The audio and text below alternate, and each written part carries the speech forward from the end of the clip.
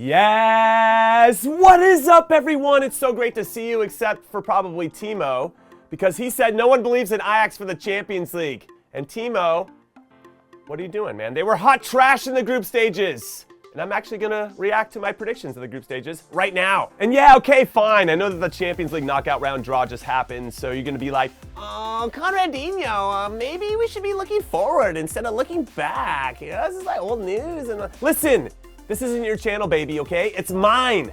And we're going to go chronologically, because that's what I want to do. So the next day or two will be my initial thoughts on the Champions and Europa League draws, okay? Also, if you want any of my thoughts on the U.S. men's national team and who is going to be on their roster for the upcoming World Cup, then head over to the In Soccer We Trust YouTube channel that I do with my former national team teammates Charlie Davies and fellow Kick TV alumni Heath Pierce. We got you covered for everything and anything about U.S. soccer, and I'll put that link in the description. Anyway, let's get after it. And I thought about making you and me sit through the whole video and react to what I had said before, but who has that type of time? Not me. I have more videos to make, including World Cup group previews.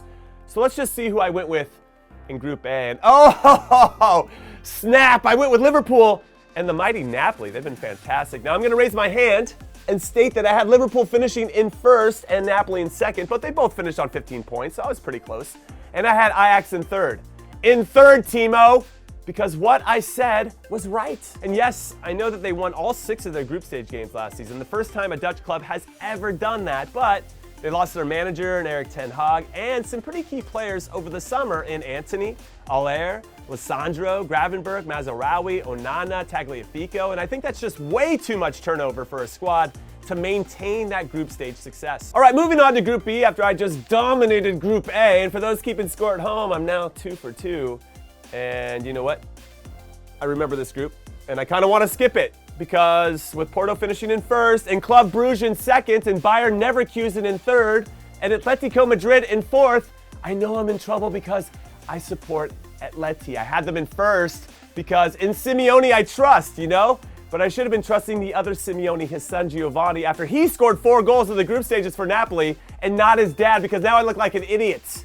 As for Porto, though, I knew I would get that one right because, as I mentioned, as I always say, you can't sleep on Portuguese teams in European competitions. You just can't. They find a way, which is evidenced by Porto making it to the knockout rounds in 6 of their last 9 times in the group stages, no matter who is on their squad. But also, it kind of helps that they have Bayer Leverkusen in their group. But fair play to Club Brugge. They were tremendous for most of the group stages, with former Barcelona player Ferran Jucla doing the work up top, and one of the players of the tournament so far for me, Simon Mignolet, in goal, because without these 2 guys, I'm not sure that Club Brugge were going to qualify for the round of 16 for the first time in their history. I did, however, nail Bayer Leverkusen getting third, so I got that going for me, which is nice. It's all about the silver linings, everybody. As for Group C, can we skip this one too? And I only ask because all of the La Liga teams are letting me down. And yeah, I'm looking at you, Barcelona. Look at your squad. Lewandowski, Dembele, Rafinha, Pedri, Gavi, Ansu Fati, De Jong, Busquets, Ferran Torres.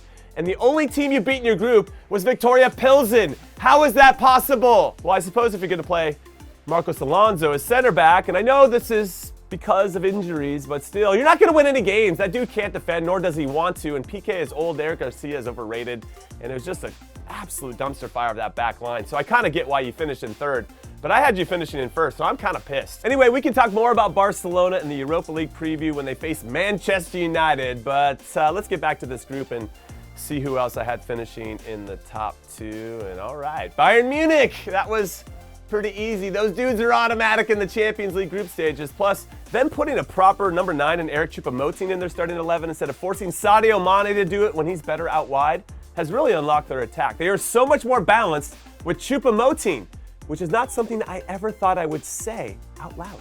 And congrats to Inter. Given their struggles in Serie A this season, I wasn't hopeful that they could advance out of a tough group, but here we are. And now we're going to get to see how far they can go, which might not be very far at all. As for Group D, which was the craziest Champions League group in recent memory, where all 4 teams were in the top spot at some point during match day 6, I picked Spurs and Eintracht Frankfurt to go through, and guess who nailed it? Me! This guy! Not this guy right here. though he was super close to being right. And Igor Tudor has been very, very good as manager of Marseille this season. Anyway, what's my count again? 2 for 2, then 1 for 2, then 1 for 2, now 2 for 2 again. So I'm 6 for 8. 8 more to go. I'm feeling pretty good about it. Which leads us to Group E, where I had AC Milan and Chelsea going through, and I nailed it once again. First saying this about Tuchel, who got sacked a week later. So I'm going to be honest here right from the top. I'm just tired of Thomas Tuchel, okay? He looks like the captain of the no-fun police because his players don't look like they're enjoying themselves. Also, his relentless complaining about needing more and more players in the transfer window is so goddamn annoying. You get paid to coach, so stop trying to solve every problem with money and coach up the players that you do have. That's what you get paid to do. Was I wrong? No. And then I mentioned this about Milan. They were bottom of their group last season, but this manager, Stefano Pioli, and his group of players got some valuable experience in those 6 group stage games. And then we add in the fact that they also learned how to win and become champions by winning the Scudetto last season. I think they're ready to take that next step and get to the knockout rounds for the first time in 9 years. Was I wrong again? No. Prediction God status confirmed, and Diego knows.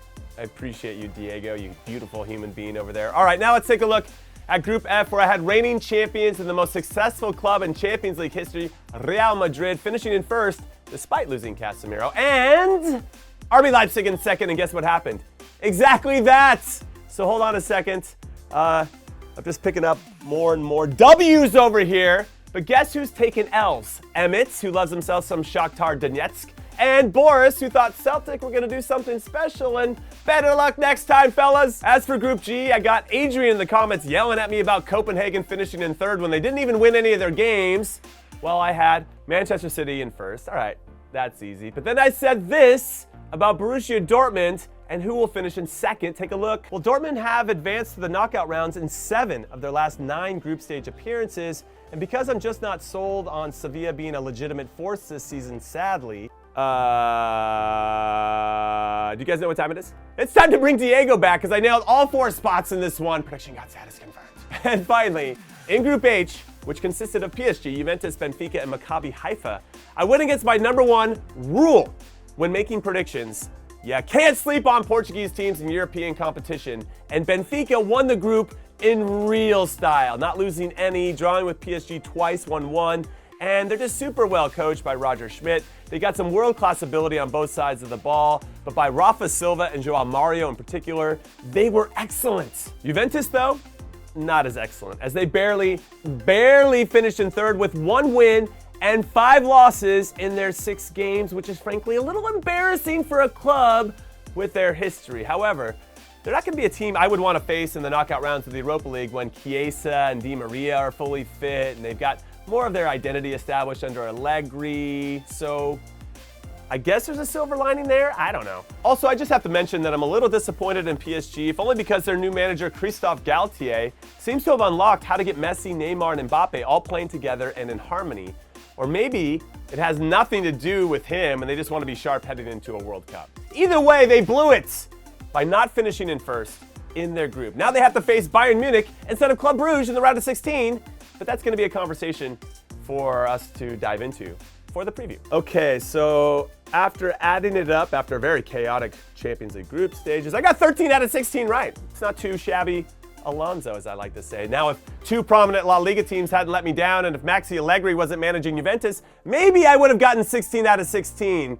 But next time, I'm going to listen to Don in the chat. That dude clearly knows what's up. Well played, Don. Anyway, thank you for all of your love and support. As always, hit like and subscribe for more of the good stuff coming your way, and I'll see you for the next video. Later.